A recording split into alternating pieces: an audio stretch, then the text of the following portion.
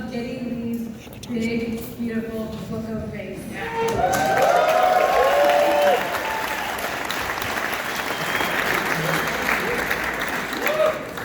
My name is Rebecca Lloyd, and I am the bookstore director for the Drawn and Quarterly Bookstore.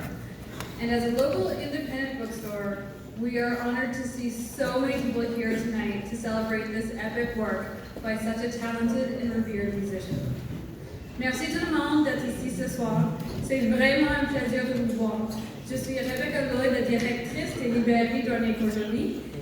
Puis c'est sûrement à cause des gens passionnés comme vous que nous sommes capables de faire venir les meilleurs auteurs du monde ici à Montréal. La présentation ce soir serait en anglais, mais nous avons un traducteur avec nous pour traduire vos questions pendant la séance de dédicace, puis pour les questions.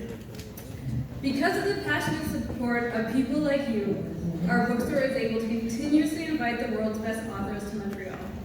And even better, they accept our invitations. If you'd like to stay abreast of all of our upcoming events, please take the opportunity to sign up for our newsletter at the entrance. And if you haven't had the pleasure of visiting one of our bookstores yet, I'm very happy to let you know that our ticket is good. Your ticket, keep your tickets, is good for a 15% discount on your next purchase at either our original location, just around the corner, or at our children's location, also just around the corner on Bernard. We would like to take a moment to acknowledge that our events and bookstores are located on the unceded territory of the Kanien'kehá:ka. Tonight, we will begin with an introduction of Geddy by Canadian journalist and co-editor of this gorgeous book, Daniel Richler. They will then sit down together and converse. After the conversation, we'll have a short Q&A. The mic for questions is on the main floor here in the center. We do have a translator on hand for the questions. Comme j'ai dit, il y a un traducteur pour les questions pendant la séance de questions. After the question period, we'll take a short break to set up the signing space, which will be on the stage, and I will invite people to the signing line by section. Please review the signing rules. I'm sure you all read my email today, and I'm sure you've all read those papers on the tables here. I will review them after. That way you can wait comfortably in your chairs, grab a drink, take in the full presentation. And now before I hand the mic over, I just want to say that it has been such a pleasure promoting this event. Everywhere I go, when I say that Geddy Lee is coming, people's eyes light up. They cannot help themselves with all of their excitement. And I get to hear over and over again just how amazing Geddy Lee is, and what an inspiration, and just what a good guy. It's so fun. I can only imagine how much fun Daniel Richler must have had working with him on this book. Just another masterpiece in all of his masterpieces. And so if you would please help me welcome Daniel Richler to the stage.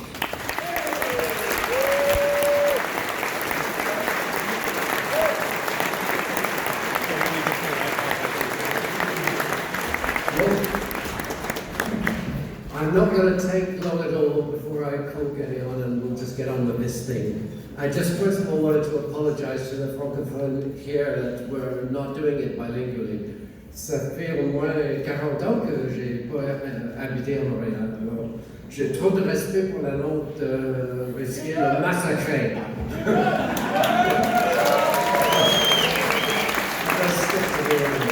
It was hard enough working the words in English to get this book right. You're about to meet a man who, you might have noticed, Rush records have a certain amount of detail in them. This is a detail-oriented mind, a meticulous, perfectionistic mind that I was lucky enough to work with for over 2 years on this book. And I want to try to help you get a bit of a backstage glimpse of this meticulous mind that went and made this incredible book. So, without further ado, Geddy Lee.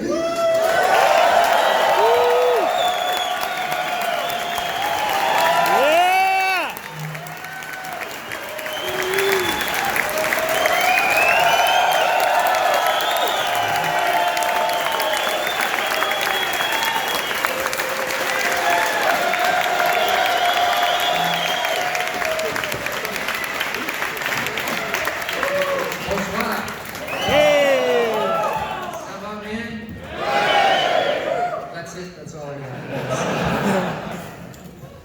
Nice to be here. Thanks for coming out. First thing I'd like to say, Geddy, is a nice t-shirt. Well, thank you.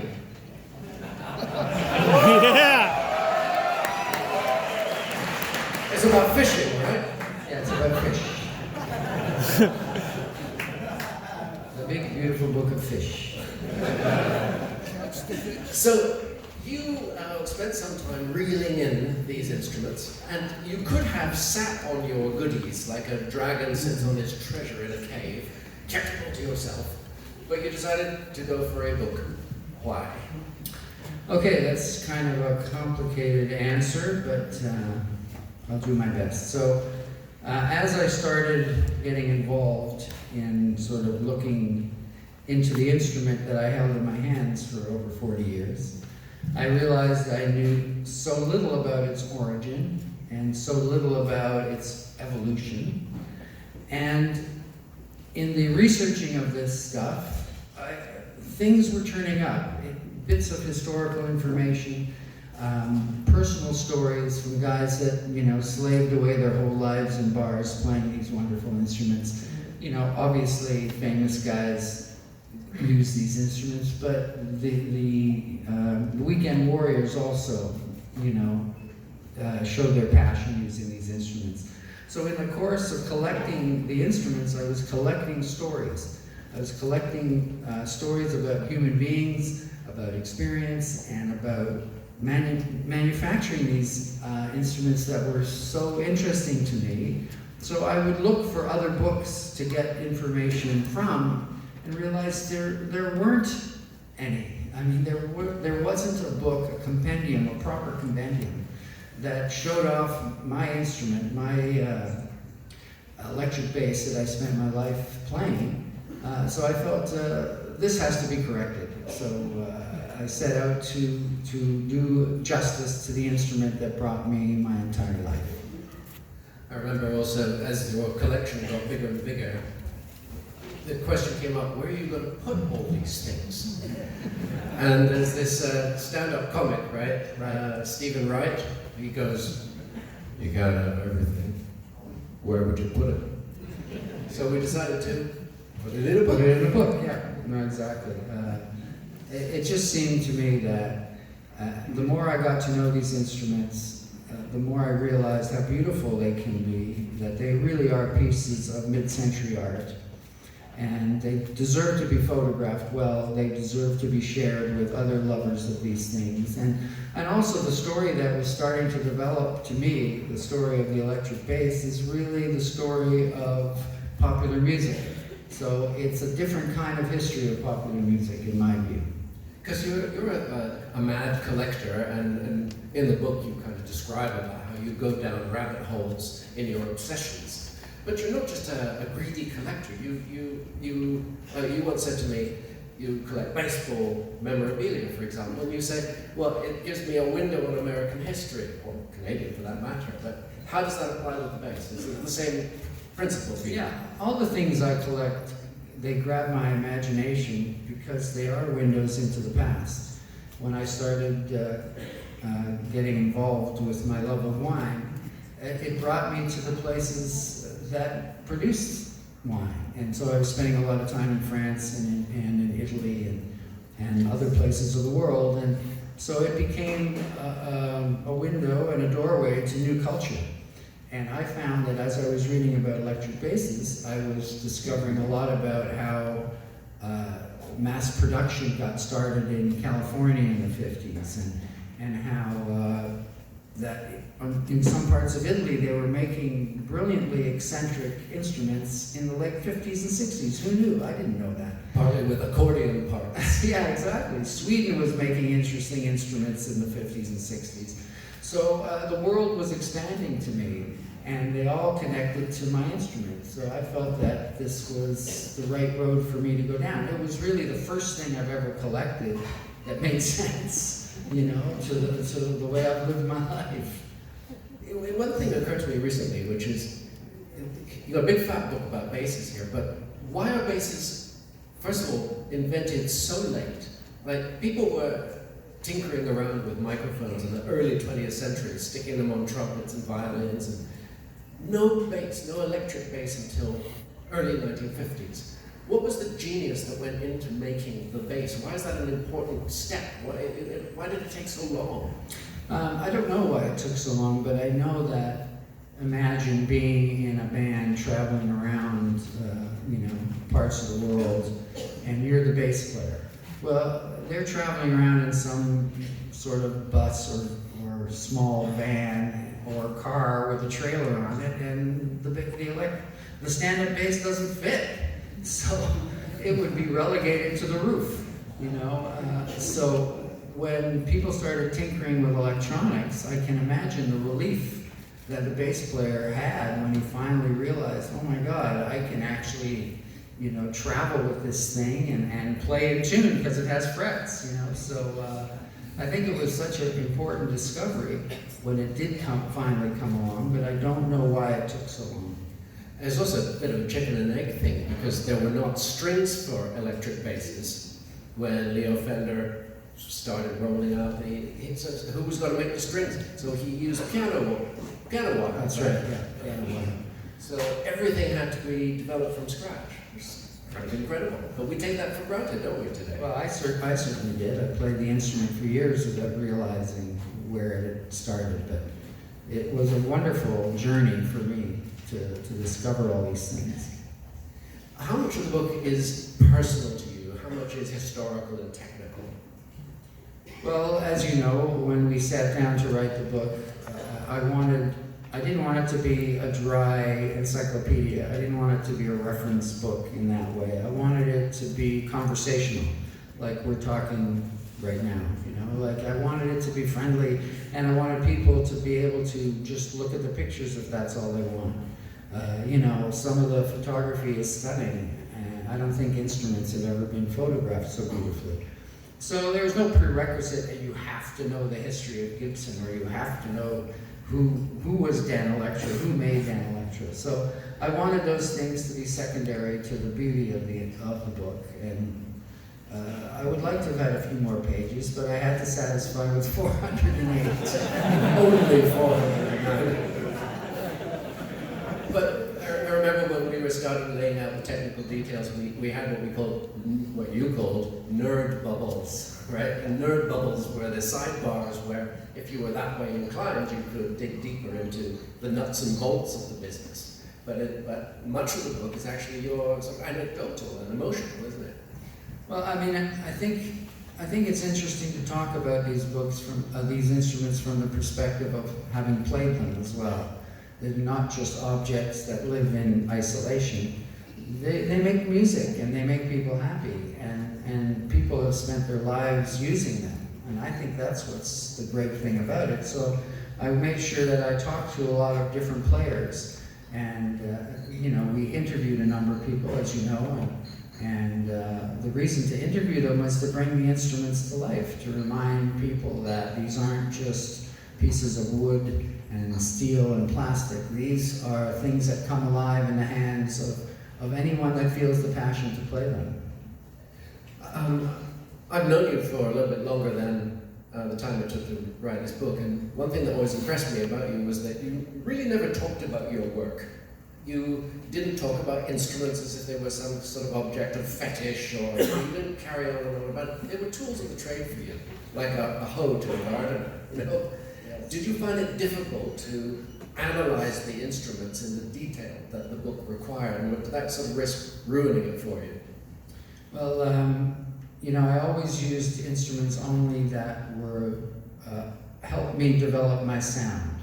I wasn't a collector of instruments in the past. I only went to the instruments I felt would aid in expressing my musical vision and establishing my own musical identity. So yes, they were tools, only tools to me.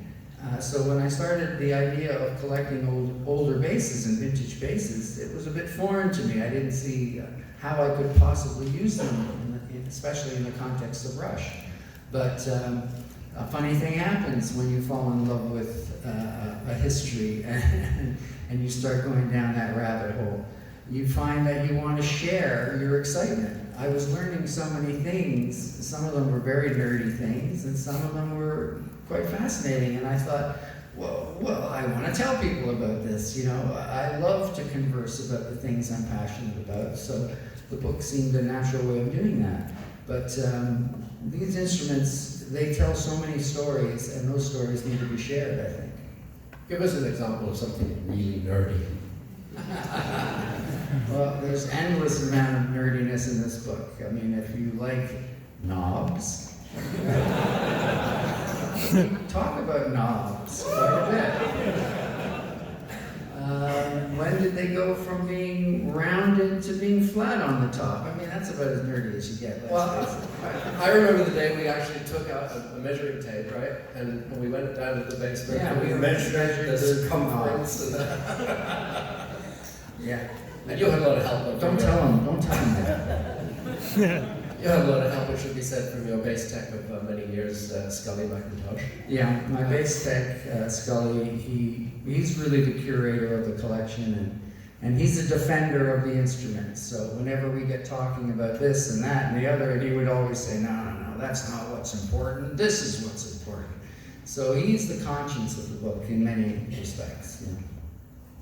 Even though you concentrated on several key instruments in the course of Rush, did you not look at other players and say, that looks cool in his hands? I mean, when I think of Rickenbackers, I don't just think of you playing them, I think Lemmy and Hawkwind, for example, and they're iconic shape, they're like super cool forever. But mainly because they're amplified, the cool is amplified by who played them. Did you have that feeling, any yearning at all to pick up an instrument that was played by a player you admired? Well, of course, you know, you always wonder what Jack Bruce's EB3 would have felt like to play, or you know, I had the good fortune of playing John Entwistle's Frankenstein when I visited its residence in California. But yeah, of course, those instruments represent some sort of magic.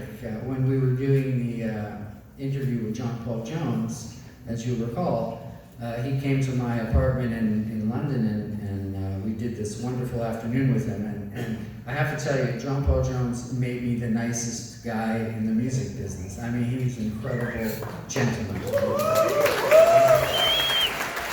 We had met before because we had talked at one point about using him to do some string arrangements for Rush, but the timing never worked out. So it was sort of a bit of a reunion when he came over to do this interview, but he brought his famous 62 jazz bass, the one that all the early Zeppelin records, and so it was in the room, and I was very aware that it was. And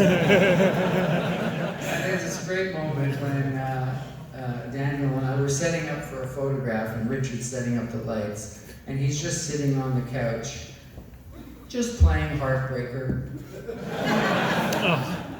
And Daniel and I are sitting there going, he's playing Heartbreaker. So then it was a time for a photo of the two of us together, and he also had his very first bass that he ever bought. And I said, well, I think you should hold the first bass you ever had, because I can hold the Heartbreaker bass. It's not bad. But it was electric, you know, because there's the man, there's the instrument that made all those records that really changed my life in so many ways. You spoke to him, you spoke to Bill Wyman from the Stones, and a whole bunch of other players. And one of the things you did was ask them about their early days, their earliest inspiration, the first time they ever heard bass, that sort of thing. Were there any revelations for you, any special, unexpected answers that any of them gave you, or especially illuminating that about, you know, their introduction to bass, their big inspiration that somehow you shared or were surprised by? Well, I found all their stories so fascinating. I mean, talking to Bill Wyman was such a treat because, for many reasons. Because first of all, he's such an interesting human being. My God, he's written 9 books. He's an amateur archaeologist. He's invented his own metal detector. All because he has very small hands, you see. And so every time I wanted to talk about basses with him, he would change the subject. It's like, dude, we're here to talk about basses, but he wanted to talk about everything else. You know, sports. You know, he's the only musician to ever throw a hat trick at the Oval in cricket. He has to tell you all these things, but what I especially loved was, you know, when I asked him how he got introduced to the bass and how he first thought of himself as a musician, he painted this wonderful picture about, you know, it was like post-war, and his sister would go to these USO dances, and while she was dancing with these American soldiers, he would be sitting in the corner listening to these bands playing and just admiring them and taking the sound in. And I thought that was so evocative.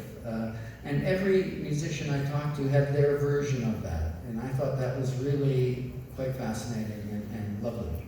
Yeah, I remember John Paul Jones talked about walking along the pier, one of those sort of funfair piers that England specializes in, Blackpool and places like that. And he heard the whoop, whoop, whoop bass coming out of some loudspeaker, and he knew it was for him. Oh yeah, that's a great story. It's so evocative. I love the quote. What was the quote? He gave us a quote that his father said when he said to his father. Now he came from a family of musicians. His father was a keyboard player. His mother was a singer, I believe. And so he told his dad he wanted to play the bass. And there's this marvelous quote where he said, "Now I wouldn't play that instrument. It's just a novelty. It will pass." And what about you? When did you first get the bug? Were you born with a bass in your hands? No, I wasn't born with a bass in my hand. I played in a little garage band. Before we were able to find a garage. We were like sort of a bedroom band. And we had a little guy who was the bass player. And then his mother said, "He can't hang around with us because we're a bad influence." So we had no bass player. And the other two people in the band turned to me and said, "Well, now you're the bass player, you know." I said, "Okay." It's sort of like, you know, nobody wants to be a goalie, right? They all want to score the goal. And the bass player in those days was a little bit like that. So. But when did you first hear bass? I first heard bass on my way to work with my mother. I used to work in her variety store every Saturday, and we would drive for an hour into the small town, Newmarket, where her store was. And all on the radio was on constantly, and so you'd be drumming on the dashboard and listening to mostly Motown back then. So you were listening to, without knowing who it was, I was listening to James Jamerson play and Carol Kay and all these great Motown and session people and all these great moving bass lines, and it sort of sunk into my subconscious, I think. When we were doing research, I discovered that a lot of sports teams, when they're in the dressing room before they go out to play, they put on headphones and they listen to bass-heavy rap, because the bass is supposed to stimulate masculine feelings. What is, in your opinion, in your experience? There you go. In a nutshell, can you say what bass does? You know, and do all basses do the job equally well? That's a hard question to answer, but you know, to me the bass is the glue. It's the glue of the rhythm section. It ties together what the rhythm of the song is, and what the guitar is doing and what the vocal is doing. It's helping the song move in a seamless way. If you take the bass out of the song, you've got a great drum track, you've got a great rhythm track, rhythm guitar track, but there's some glue missing that brings them together. It plays that essential role in my view. And when you were starting out in Rush, what role for the bass did you imagine that would be different from the role played by your heroes like Jack Bruce and, you know? Well, Jack Bruce was a huge influence to me for Rush because that was a three-piece band and I was in a three-piece band. And so I tried to emulate that whole busyness of Jack Bruce. That's why I became a player that plays too many notes. Because, you know, when it was time for Alex to take a solo, I had to get busy to keep it from sounding empty, you know. So the so it still sounded like there was a guitar playing in the background. And I think that was a big part of how I developed my sound, to have not only bottom end, but almost a guitar-like edge to it, so that when Alex soloed, the sound spectrum was still full. So that's sort of the direction I went, and that was inspired directly from listening to The Cream over and over and over again. Speaking of Alex, when we were starting out writing the book, I did a bit of backgrounder, and I wanted to talk to him one afternoon to try to get some insight into how you approach music. And he goes, well, you know, you've got the kerrang of the guitar, and then the drums go ch-ch-ch-ch-ch, and then Geddy goes wumba wumba. And I thought, uh-oh, this is going to be difficult. That sounds like Alex. Except that I soon discovered musicians don't talk with like huge vocabularies about it. You know, you soon told me. What do you infer? Well, like you would say, I would say to you, well, how does this 52 Fender sound? You said, well, it sounds great. Okay. What about the 53? Well, that sounds great. Did you actually find it difficult to find a new vocabulary? Because musicians don't talk to each other with words, they talk to each other with music. Yeah, it was hard, and you know that because you kept making me use new words every time. You wouldn't let me use the words great or beautiful. Until we used the other words.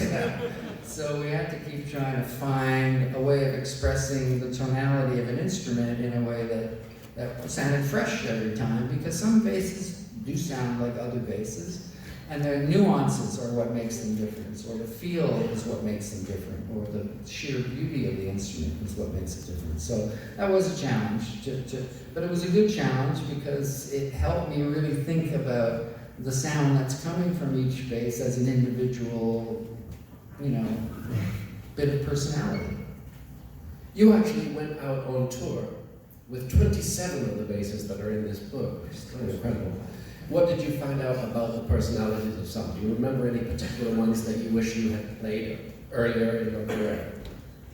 Yeah, that's a really good question. I mean, a lot of people, when they start collecting vintage instruments, are afraid to play them. You know, they want to put them behind glass and just admire them. And I thought, well, these are instruments that need to come to life. They need to be used. So I took them on the road, and it became Scully's responsibility to make sure I had a different one in my hand for every song, which was a challenge. But I learned a lot about myself. You know, I used to think when I was starting that unless I had this bass with this amp and this particular tone, then it wouldn't sound like me. So when I started adding Gibsons and different kinds of Rickenbackers and Zemaitis basses, it sounded like me every time. So it was confirmation that this is where your sound comes from, really. It's not just the instrument, it's your personality as a player that makes it shine. But some of them, like the Gibson Thunderbird, I used to always make fun of other bass players that played Thunderbirds because they're such unwieldy things. You know, they have these really long necks. And particularly, one fellow I toured with a lot was this guy named Pete Way, who played in a band called UFO. And you know, I asked him one time, I said, why do you use that Thunderbird? And I said, how do you describe its sound? He said, well, Glee, he used to call me Glee. But Glee, you see, my sound is sort of 3/4 good, and 1/4 not very nice. I said, oh, okay. That's what you're after then. So I had this, you know, bias against these basses for years and years and years, and then when I actually started playing them at home, I was surprised that the tonality was not as dark and deep and woolly as I expected it to be. So I took it out, took two of them out on the last Rush tour, and actually I found that their tonality, even though it wasn't classic, you know, twang that I look for, they had this fantastic mid-range and this bottom end, and I could turn it up louder than normal. And loud is good for me. I like it when it's loud. So they actually, I learned a lot about, you know, how useful they can be even in the context of Rush. To quote Motorhead, everything louder than everything else. Yes. Very important. Sometimes I wondered when we were making this book how relevant it might be. It's an analog book in a digital age. And if you've ever taken an Uber and listened to what's on the radio, you don't hear the music played on these instruments anymore, it seems. How did you think this book would feature, as I say, an analog thing in a digital world? Well, I don't know. I wasn't really bothered about the reaction to it. I just felt that I needed to do this and I needed to share what I had discovered. And I thought there are other people out there that love instruments, they love guitars, and they love objet. I mean, these are beautiful examples of mid-century art. They really are. And it's a time that has come and gone. And now you can get any range of bass that have, combine modern technology with them, and of course there's development, and it's really going to a cool technological place. But these things represent a time, and they represent a period of music that I think I can really relate to, and I think many other people relate to it, and I think that's why people have sort of been drawn to this strange, big book of bass. And a similar question, which is, you've got the internet these days. You can look up anything you like on the worldwide interweb. What would a book add that the internet can't already offer? Well, first of all, it's like to me, this is the exact shape of an album, a vinyl album that I grew up on. I loved holding albums in my hand. I don't know, many of you probably enjoy the same experience.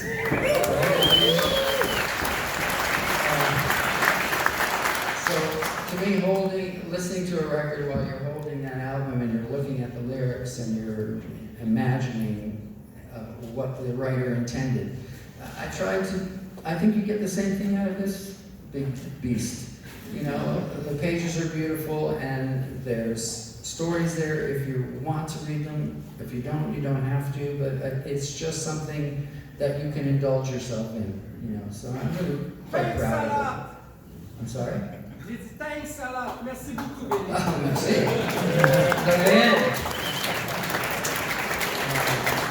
Also, as we found out, there's a lot of bullshit on the internet. A lot of conflicting stories and a lot of made-up stuff. Yeah. And we spent a lot of time trying to find out the truth. I thought everything on the internet was true. Now, we put a lot of heart into this. My photographer, Richard Sibbald, was amazing. He shot over 30,000 photographs for this book, and it took us weeks, and I mean months, to edit it down. And I remember when we first delivered it, as you recall, to our editor, she said 3 things to me. She said, well, first of all, I've never received a manuscript that was 845 pages long. Secondly, I'm so happy to see that your passion for the instrument has come across on the page. And thirdly, which is my favorite part, she said, it's funny. I didn't expect to be laughing. So all the things that I hoped one would get out of a Rush concert back in our heyday, passion, technological stuff, and a cheeky smile. Those are the things I wanted to come across in this book, and I'm very happy if people get that. So, lovely.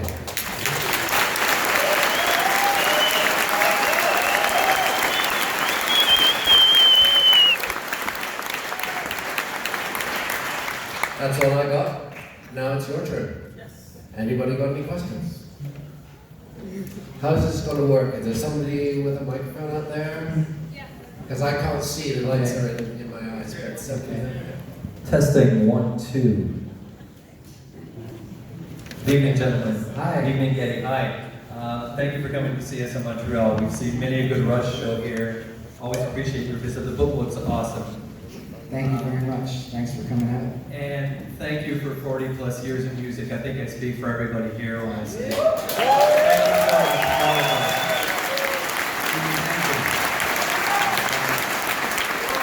My name is Pierre. I have a little jam space studio at home, nothing too extravagant.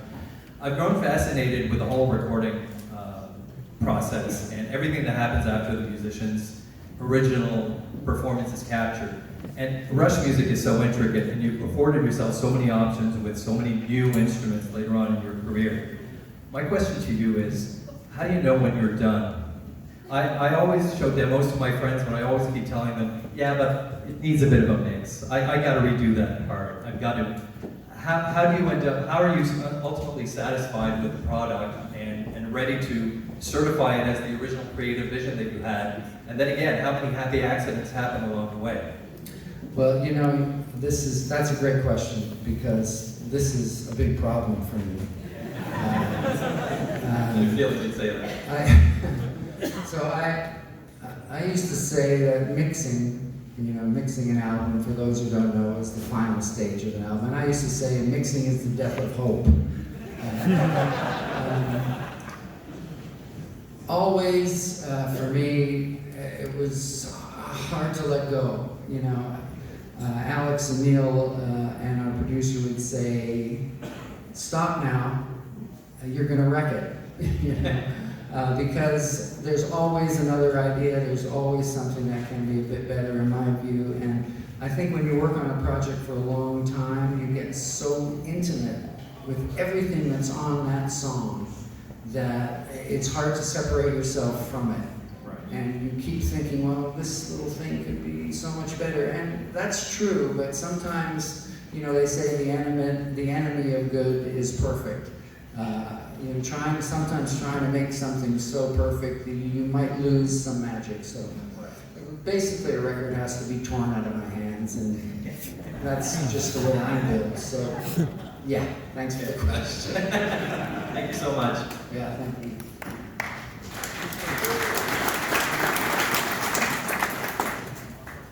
Hi, Geddy. Where are you? I'm right at the mic. Okay. Oh, that mic. The one mic. Geddy, my name is Carl. I live in Montreal. I also have a jam studio, but I've got a question. I'm a little bit nervous. I'm sorry, I can't hear. Can you turn this mic up? Testing 1, 2. There you go. Hi, Geddy. Hi. So my name is Carl, and I live in Montreal as well. My question is actually a numerical question, and I'm a guitar collector. So I've got 69 stringed instruments. I recently sold one. Well, I haven't sold it yet. So I was wondering how many basses you had. That's my first question. Okay, thank you for that. Now I will embarrass myself and say I have about 280 basses. And I'm not done yet. No, and a funny thing happened to me on the way to collecting basses. I started collecting guitars too, so that's really a disease. So I've got about 80 of those 6-string things hanging around my house, and so they gotta go. They gotta go. Well, there's a bit of a tease in the book. You Yeah, I sneak a few of my guitars in there every once in a while too, but you know, it's mostly basses.